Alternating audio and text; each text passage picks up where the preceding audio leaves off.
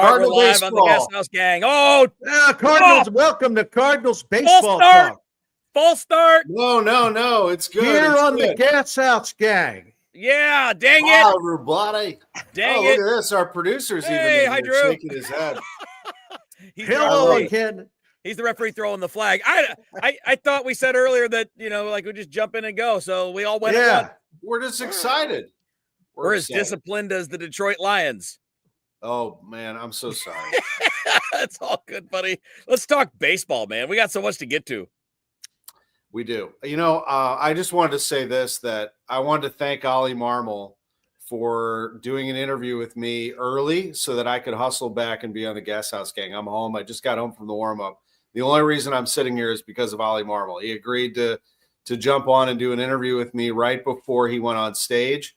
So I appreciate that very much. And I'll convey basically what he said in our interview, which is along the lines of what you've heard already coming out of the Cardinals camp, especially him. He thinks they're going to be a team to watch. And I know fans are going to roll their eyes and all that stuff, but he really believes that with a young team that they can play a little more aggressively with that group, that they can use their athleticism a little more on the base paths and push it a little bit and perhaps, make some noise in that realm. Now, we're going to be watching this team fail, I think, along the way, but I do believe his intention. And his intention is to play a relentless style of baseball, Bernie, and he thinks that now with this team that they can do that. He's got some hungry guys and a staff that can take care of them along the way. Maybe he's right. We'll see. Well, I like a relentless style of baseball, but you also have to be smart. I mean, you can't be running into outs all the time. As Earl Weaver famously said, you only get 27 of those things. They're pretty precious commodities, so be careful. But no, I like the aggressive mindset just in general. I like the aggressive mindset. And by the way, you don't have to steal a ton of bases for that to qualify as being aggressive as far as being on the bases. I mean, one of the things the Cardinals have done really well under Ollie Marmol, and I would expect that to get better, is that they've done a very good job of advancing extra bases on batted balls, going to first to third, going from second to home, going from first to home, moving up on ground balls. They've actually been pretty aggressive, so I think there's even more room to do so. But I like the aggressive mindset, and we'll talk about some other things that sort of fall into what I want to say here in a little while when we get into it. But what do you think, Kevin Wheeler? I don't think it's wrong to hope for this team to be better than it was last year. I mean, I think that's the attitude they should have. I wouldn't rule it out. But is the team really that different? No. I mean, where did they get more athletic in the lineup?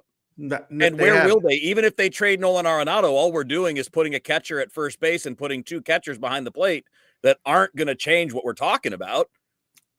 I mean, Jordan Walker is going to play. That's a change, but Jordan Walker's not that guy. He's a power guy that's going to go out there and hit lasers. That's kind of my takeaway from the whole thing. And we can, I don't need to harp on it too much, but my takeaway from the whole winter warm-up was we talked about a reset. Mo discussed how the reset has stalled because of the Arenado thing. But even if you move Arenado, how much different are you? You're going in with a rotation that's got four guys, 32, 33 and older. One young guy in Palante, and he was there last year.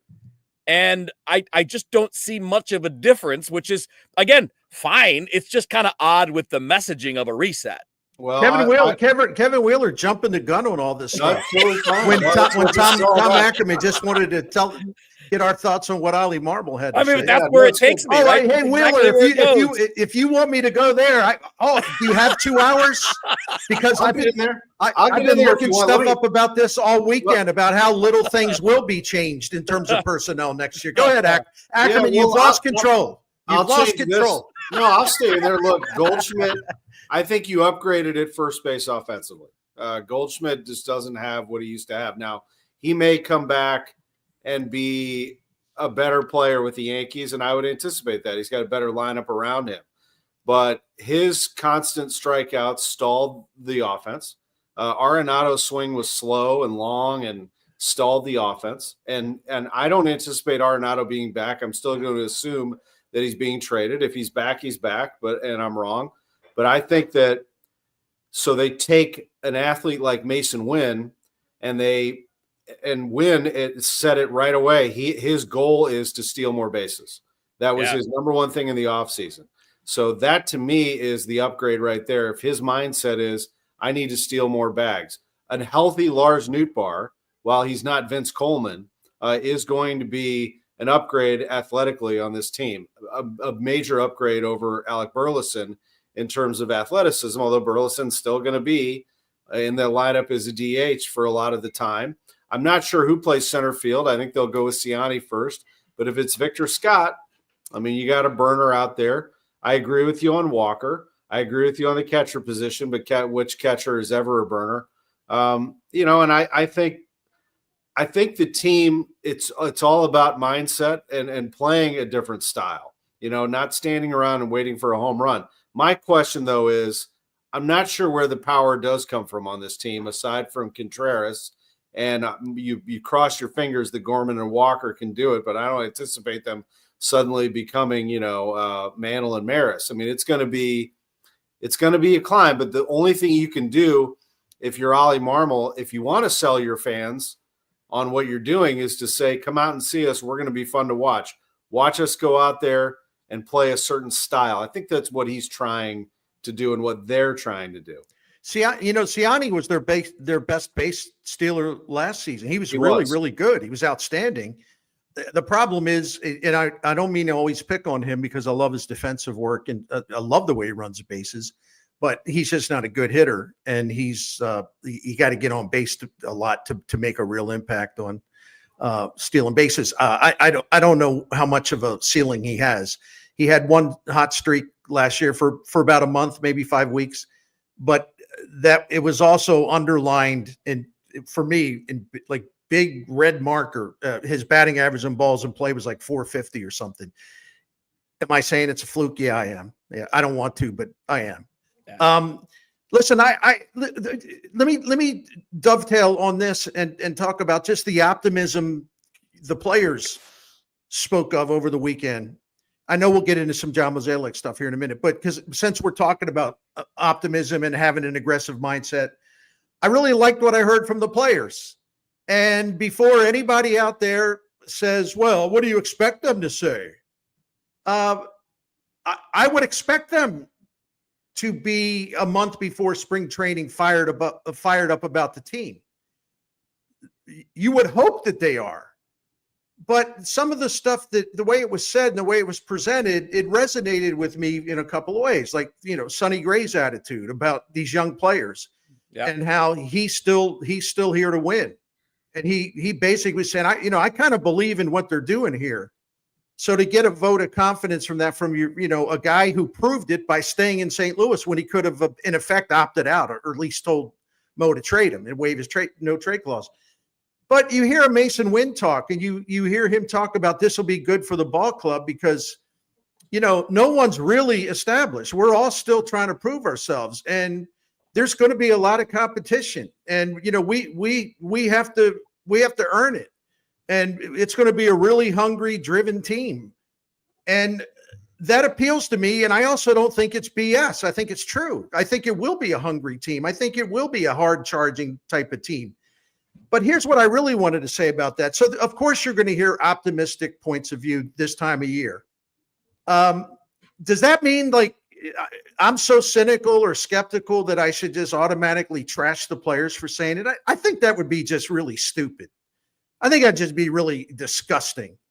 I want them to have this attitude. And, oh, by the way, another thing about these young guys expressing confidence and optimism, okay?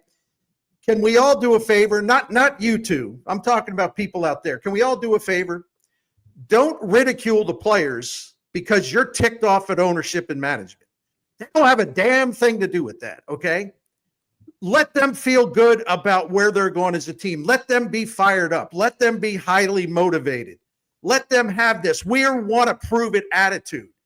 I don't know if they'll be able to prove anything, but again, what kind of rotten human being would I be if I just laughed at that? But the problem is we got too many people in our community that can't separate the players from the people running the team. Keep your dislike in this bucket over here and give the players a fair shake. Is that too hard? Is that too much to ask for? Right? No, that's great. So anyway, that's my sermon of the day. Thank you. Thank you. No, I'm totally all. Don't you think, Kevin? I mean, I'm all for that. And I will add this, that the pressure is kind of off. Like they're not picked to win the NL Central. And conversely, they're picked to not do well. So that will motivate them.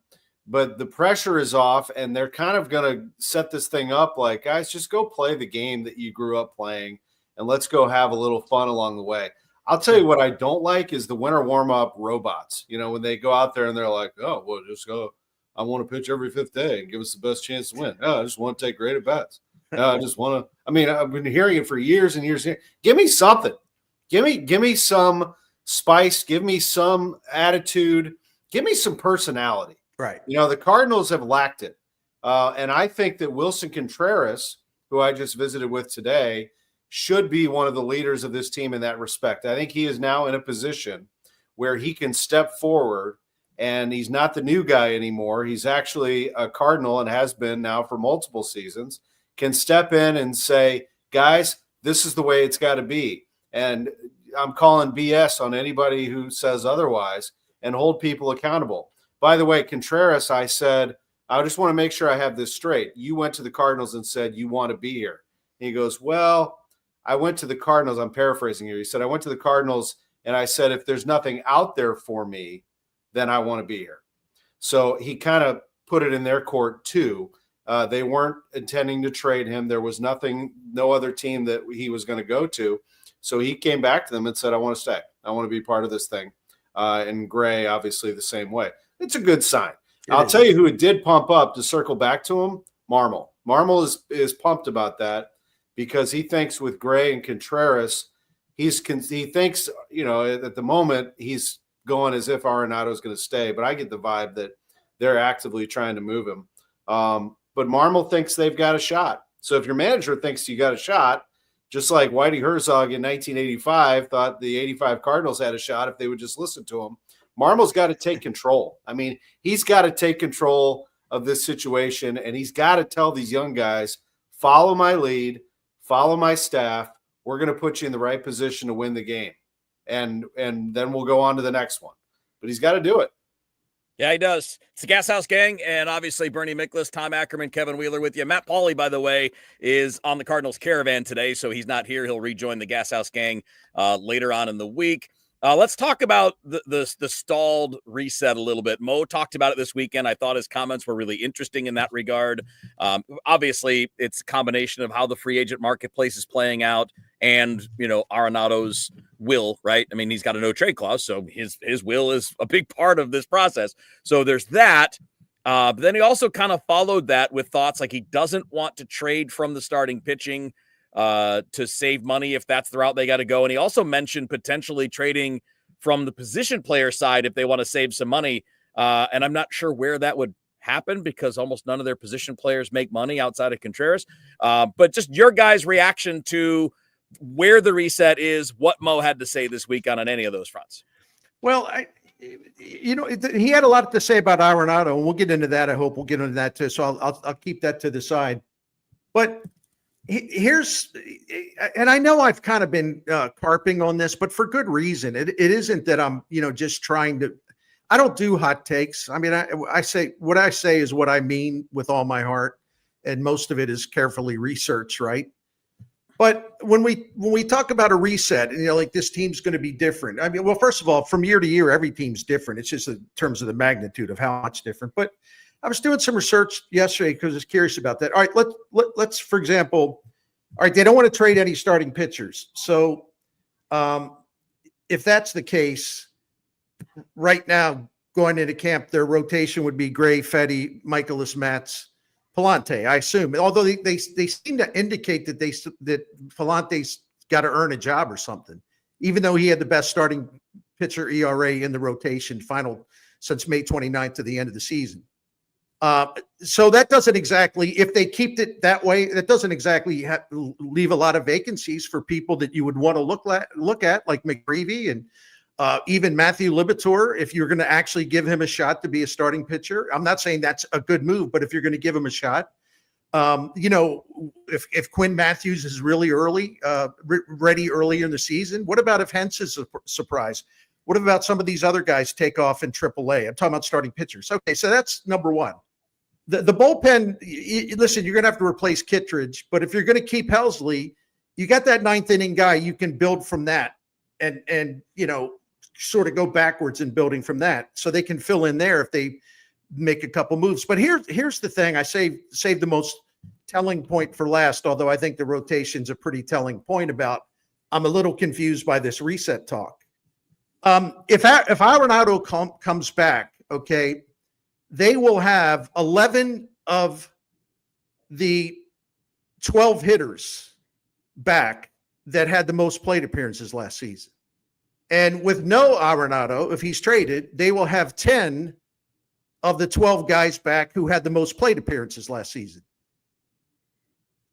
So where exactly, you move Contreras to first, Goldie's no longer there, and some of these guys will get more playing time. But why should this be considered a reset? It's pretty much the same team. Yeah. No, seriously, it is. It is. I think the reset to me is the front office and the direction of the player development system. I really don't think it's the roster. It will change over. They haven't done anything this offseason. But to me, this is about the direction of the franchise and allocating their resources to player development. If they were to get rid of all of these players and tank, that would be a true rebuild, and that would be a reset of the roster. I'm not sure the fans would be on board with that. You talk about empty seats. Nobody wants to go see a team lose 100 games. That's no fun. You got to figure out a way to do this while also keeping a somewhat competitive roster. And you know what? They didn't trade Helsley. They probably will trade Arenado. If they don't, they're even that much better. Arenado's a hell of a player. I mean, I still believe at his age that he could bounce back and be better at the plate. He can't be worse. He had a rough time at the plate, I thought. Maybe not as bad as Goldie, but he's still an elite third baseman. But let's say he's gone. Helsley closing games. Sonny Gray as your ace with Eric Fetty and perhaps some of the young guns. I'm going to count out Miklasz until I see him actually do something. It's not that bad. I mean, I think that it's a team that can win in the mid-80s and maybe push for a wild card if things go great. And I think the floor is that they stink and they, win 70 games, but that we see a lot of people play and get an opportunity. But I feel like the reset is actually the front office. Mozeliak's out. Can you put Aaron Dodson's comment up there just so he's satisfied that he got a comment? Okay. No, the other one. The one. Oh, sorry. He's put like 9 up there. No, the other one. Well, I don't know which one it is. The front office is not a reset. The one he just. Oh, here we go. Here we go. It is actually. Okay, Aaron. There you go. Okay, so you got your comment up on the board. He's putting all these comments up. The front office is not a reset. We get it. You don't like them. We got it. You don't like the front office and ownership. We got it. That's my whole point. It's a reset of the front office. No, Mozeliak is gone. It's over. This is his last year. So they've already changed that. Chaim Bloom is the president of baseball operations starting next season. The transition has been underway for 2 years. So the reset is the front office. I don't know if you've been paying attention, but they hired a new farm director. His name is Larry Day. They hired a new assistant GM. His name is Rob Cerfolio. They just landed the 5th pick in the draft by the grace of God. So they've landed another pick to add to their future. This is about the minor league system that has been left alone and abandoned and is way behind the times. So that's the reset. And yes, they are fixing the front office. That's the whole point.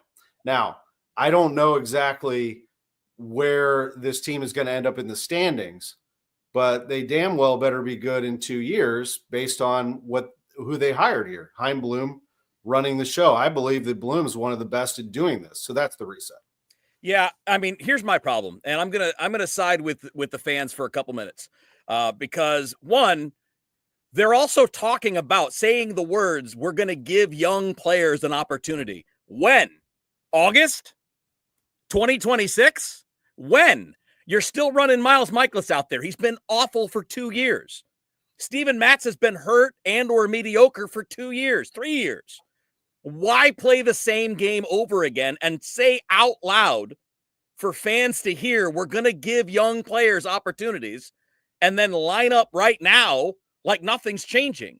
Now, I agree with you completely, Tom. The reset is the front office, right? I mean, like that the front office, player development, the drafting and development, the whole deal, that's absolutely the core of it. But when you're saying out loud, we're going to give young players opportunities, that's got to mean more than one guy. That's got to mean more. If I'm a fan and I hear you say that, and then I see a rotation made up of guys 35, 36, 34, 33 years old, 2 of whom haven't been any good, why am I going to not be frustrated if I'm a fan? I get it. I love Mo. I think Mo's a great guy. I'm sorry. Is it opening day or is it January 20th? I don't see a rotation yet. Wait a minute. Hold on. We just got Mo this weekend saying he doesn't want to trade a starter because they want to keep depth. Do you not believe in McGreevy, Graceffo, Matthews? Do you not believe in any of these guys? I don't mean you. And again, I don't mean you. But if the point of the year is resetting, you'll survive without one of those old starters if you move them. I heard it, and I will call them out if they start the season with Miklasz and Matz in the rotation along with Fetty and Gray, and they only have one slot open, and it's Palantes, because that would mean a 5-man rotation of veterans and not one young player, but not one young pitcher. But I'm looking at position players, I think, is more along the lines of where they're going here. Walker, Gorman, Sajaci, Herrera. But the only one that's getting the run is Walker, because Sajaci has no spot. And even if you trade, we're not at opening day yet. It's January 20th. I mean, I got to see this thing play out. One more thing is going to change then. So what we're going to do is because of the nature of last year. And again, I'm playing the lawyer for the fans. I get it, man. I totally understand that this is wait a minute. Don't pit me. I am Mr. Fan. So no. I get it. The fans. I'm not pitting you against anybody. I'm saying that the people that are mad are looking at it and saying the things that I'm saying to you because they're saying them to me on Twitter and they're texting them to me when I'm talking to people. And when I see, like, you got 2 catchers that played a lot last year because of Contreras' injury. So if Contreras slides to first, you're still dealing with mostly the same guys with one exception, that you're promising to give Jordan Walker his run, which is great. And I like Mo a lot. I like DeWitt. I like DeWitt the third. They're good guys, and they've had amazing runs for 20, 25 years. But they also have a problem sometimes with messaging. And they have to understand that the words they say are going to be listened to by fans. So when you say we're going to give young players opportunities, you got to give young players opportunities. And maybe they will. But as we talked about at the beginning, the whole premise here was you're almost into February and nothing's changed. Yeah. And again, I get why fans are mad. I don't think they should be mad at everybody, but I get it. You're saying the same thing that I did, except you're putting it in a different way. They're going to have either 10 or 11 of their top 12 hitters in terms of plate appearances back this season. And the rotation right now is pretty much unchanged. So I'm not sure. I'm with Wheeler on this one because I've been saying this for months, well, a couple months at least. It's like, well, the first time I started questioning whether this really is some kind of youth movement, I was getting pounded by people. It's just like, well, here we are, and it's pretty much the same cast. Now, a lot to Tom Ackerman's point, a lot can change between now and spring training, but all I have to go on is number one, what they've done so far, and number two, what they continue to say.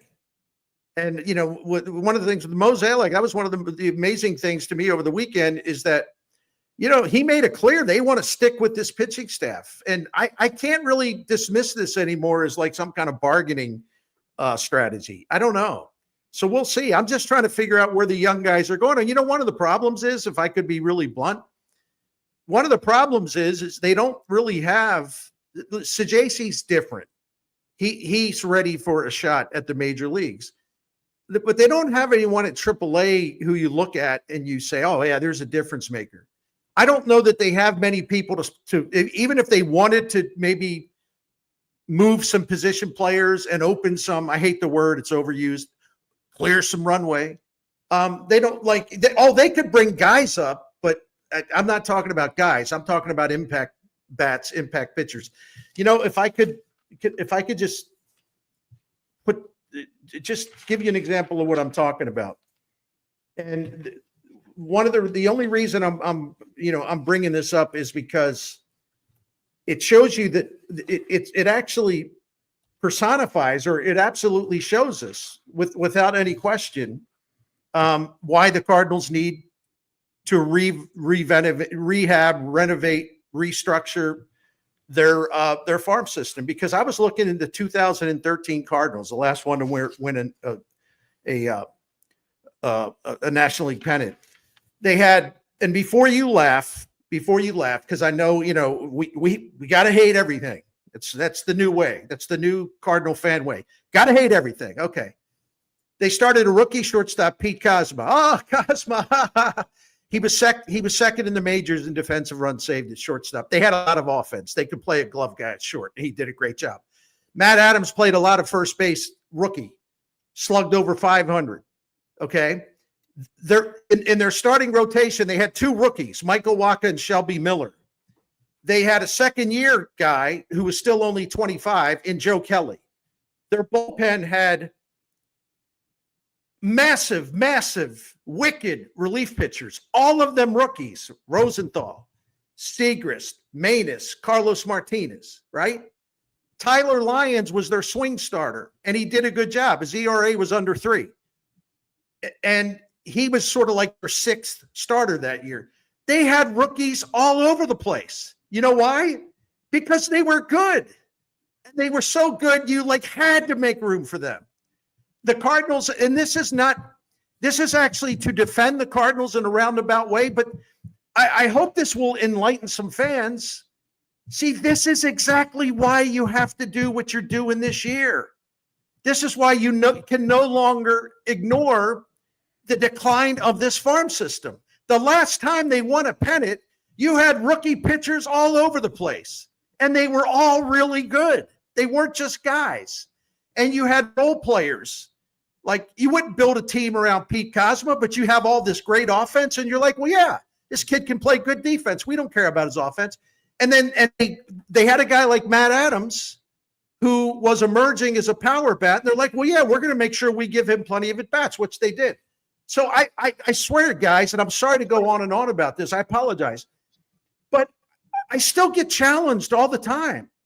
Like, well, I don't know why they're doing this. And you guys in the media are overstating the problem and all this. And I also get challenged by people that actually try to tell me that their player development system that I talk about in those days from 2000 through 2015, it wasn't all that good. It was just Pujols and Molina. What else? My goodness. I mean, it takes me like 5 minutes to document all the outstanding young players they had that were part of those big teams. Listen, when we say good young players, when you say the farm system's cranking out prospects, we got too many in the fan base that believe that if they're not Pujols or Molina or Wainwright, who cares? Who cares about those guys? Did you like the 2013 team? Did you like that pitching staff? Or was that stuff that the media was just making up? I mean, let's raise the baseball IQ a little bit, can we? Just a little. Thank you. Well, before we do that, we got to hear about Saliga. Aki, did you like that? I loved it. I mean, anyway, Saliga Heating and Cooling. I love both of your points. Saliga Heating and Cooling, they've been around since 1927. My friend Dan Saliga is the 4th generation owner, operator of this great family business. It's an institution in St. Louis. Because when you've been serving St. Louis family since 1927 and you're the same family, 4 generations continuously have owned this wonderful business, this independent American Standard heating and air conditioning dealer. I mean, it's just a good thing. It's a St. Louis thing all the way. It really is. I love the local businesses, taking care of the local families. Saliga is still down there on Gravois in South City, the same building where they opened shop in 1927. But they've modernized. They've stayed up with advancing trends. They have the latest technology. You should become a member of the Priority Club, because obviously they take care of your heating and cooling needs and a lot of other things. But the Priority Club, at a time like this, if you're happy, and I hope none of you are having a problem with your heating, but at a time like this, we're really, really happy that we're in the Priority Club at Saliga Heating and Cooling, because they come out and they do a couple maintenance checks each year, make sure your equipment's working, gives you peace of mind. There's nothing wrong. You know that you're good to go. It also means you're safe because there's nothing malfunctioning about the equipment. You can also extend the life of your equipment because of maintenance checks. And if there's a little problem, they can take care of it before it becomes a big problem. I mean, I could go on and on and on. Saliga Heating and Cooling is the best, and American Standard heating and air equipment is the best as well. If you want to see more about the Priority Club and you want to see all the other services they have, and don't forget, financing options are available subject to credit approval. Go to SaligaHeatingCooling.com, 314-481-7333, SaligaHeatingandCooling.com. Thank you. It's the Gashouse Gang with Bernie Miklasz and Tom Ackerman. I'm Kevin Wheeler. Matt Pauley is literally on assignment. It's not even a joke. He's on the Cardinals caravan, so he'll return to the Gashouse Gang later in the week. All right, Tom, you were there this weekend. You were there this morning. Anything else that we haven't hit on yet that stood out to you from the warm-up? Like, how is the mood? Who else you talked to? How was the crowd? I know it was cold this weekend, and I know that it's spread out more than it used to be when everything was in one place. How was it? I thought the caravan, first of all, crowds were good. I've seen them bigger, but of course I've seen them coming off of World Series season. This is a little bit different. I thought that the warm-up, considering the temperature outside, was pretty good. I was there Sunday. I thought it was a nice crowd yesterday. The restaurant that I was in, Cardinals Nation, was packed. The Ballpark Village area where, Bally Sports Midwest Live used to be, I don't even know what they're calling it now, FanDuel Sports Midwest Live, was packed on Sunday. Today, not so much. Today was very quiet, and I think that's typical for a Monday. Yeah, probably, a lot of people are home watching the inauguration or just don't want to be in 10-degree weather or whatever. But the autograph lines were very crowded, and that's at Busch Stadium, so they're different. Busch Stadium holds the autographs. Ballpark Village has the Q&A sessions. So Ollie did a Q&A after I left that I'm sure wasn't very well attended because there weren't a lot of people there. And the same with the DeWitts. Actually, Bill Jr. and Bill III did a Q&A that I was listening to. And they did their best to talk to fans about money, about, where the TV deal, about the direction of the franchise. And one person did ask about money. And, we see this ownership with deep pockets pointing at the DeWitts, saying that you have a lot of money. So is it fair to ask why that money is not being spent on payroll? Now, Cardinals fans, some of them are licking their chops because that's exactly the topic that they want to hear. And Bill III answered it in a way that probably some people didn't want to hear, is that, their job is to build a sustainable business model. That they want to build a business that maybe breaks even, loses a little bit, makes a little bit, but they want it to be sustainable. It's not in their best interest, nor are they in a position to reach into their pocket and put money into a deficit to get it back to this level. That they said that they can't do that. And they also said that, by the way, most teams are in the same boat as us. They can't do that. There's a handful of teams that will just reach into their pocket and spend. It doesn't always win either. Their goal has always been to keep the Cardinals business humming along smoothly. I'm just the messenger here. I'm not saying that I believe that or not, because I've been on record on the air saying, just go get the guy. Just go pay for it. It'll pay you back. In terms of jersey sales and winning, go get free agent X. Now, Juan Soto is out of their reach. That's an absurd amount of money. Some of these free agents are going to go to the coast no matter what you do. St. Louis, sorry to say, is not as desirable for a Yamamoto as it might have been for a Goldschmidt. So it's they're in a situation where they have to go this route. They have to develop the players on their own. They cannot lean on free agency anymore. And they tried and failed at it. Yeah, Bernie, before I throw to you, I would just say on the payroll thing, I think it's reasonable to ask an ownership group to dip into their own pockets when it's time for a final push. You can't do that every year. Otherwise, what's the point, right? I mean, you're definitely running a business. I get that.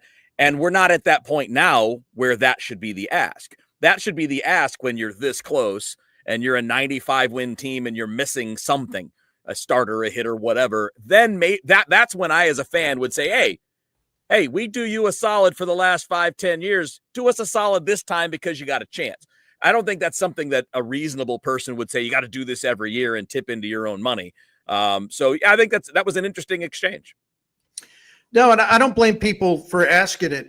What I do think is kind of a shame is that people, the people, and there are many. And first of all, everyone can believe what they want. I'm not trying to tell anyone how to think or how they should set their priorities. But the people that are all about spending, payroll. Okay, fine. But I don't know how many times I have to mention this. Wouldn't a good place to start be where, you're developing your own players who are really good players and pitchers who are cost controlled for 6 years? And then you can add top end players because you have payroll space to do that. Wouldn't that be a good way to start? And wouldn't it be, can I tell you another good way to start? Instead of, hey, DeWitt, spend.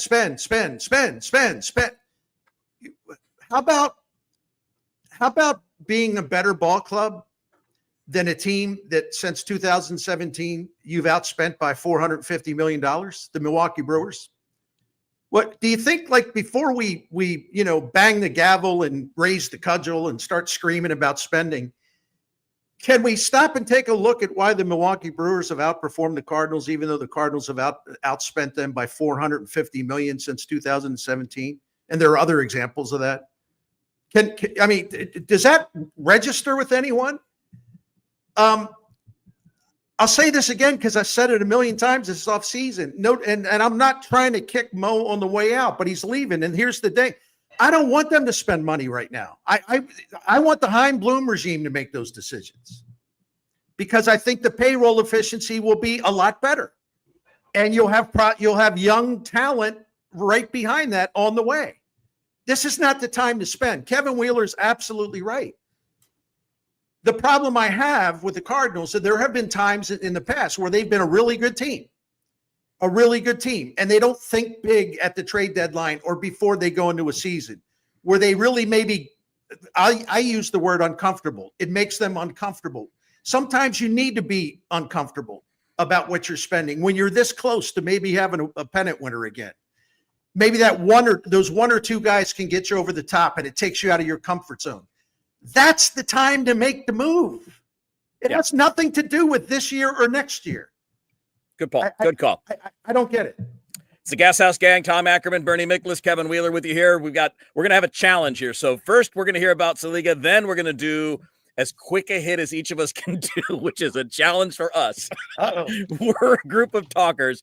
Tom's probably best at it because he does Total Information AM, and they got to be on the clock and on the money. But let's do a quick hit on Saliga, and then we'll do our final take.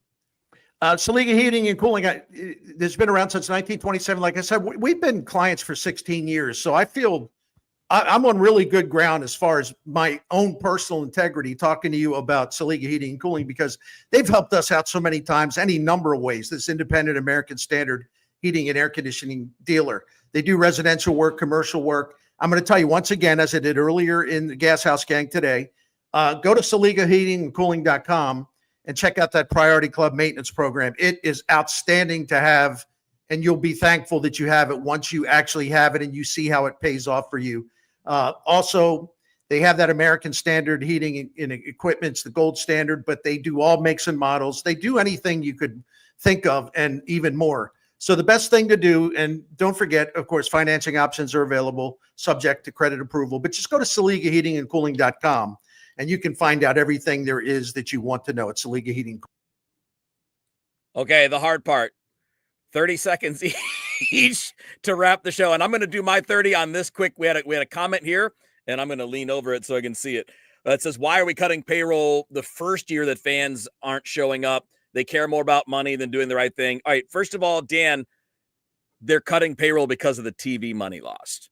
They lost about 25% of their local TV contract. That's the direct correlation. Yeah, it has something to do with no butts in seats at times, but you got to follow along. The money is more than just ticket sales. The biggest money in sports is TV money.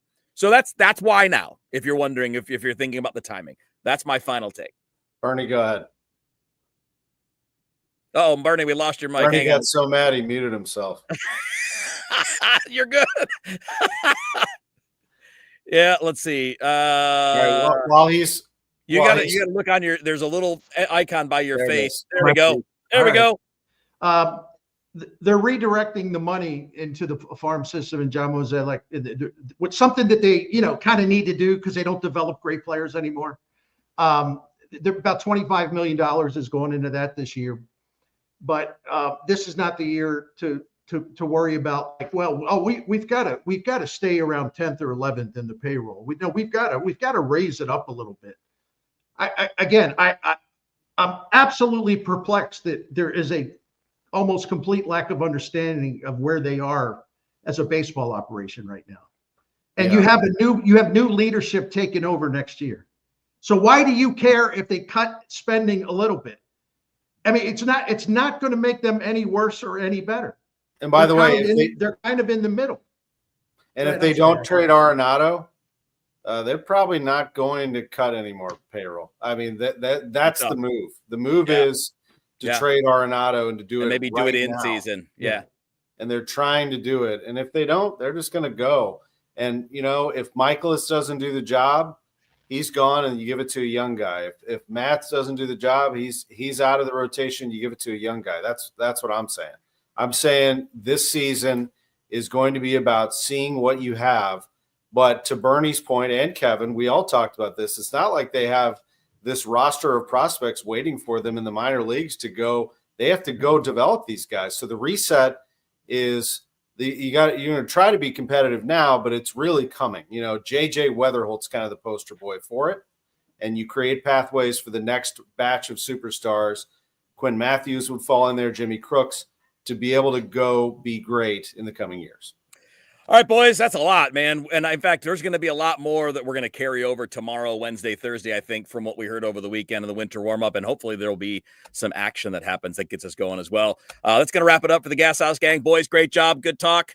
Good talk. We worked through some things. I'm glad we worked through some things. And we got a lot of comments, and we'll deal with more of those tomorrow. This has been the Gashouse gang on KMOX and all of its social media outlets.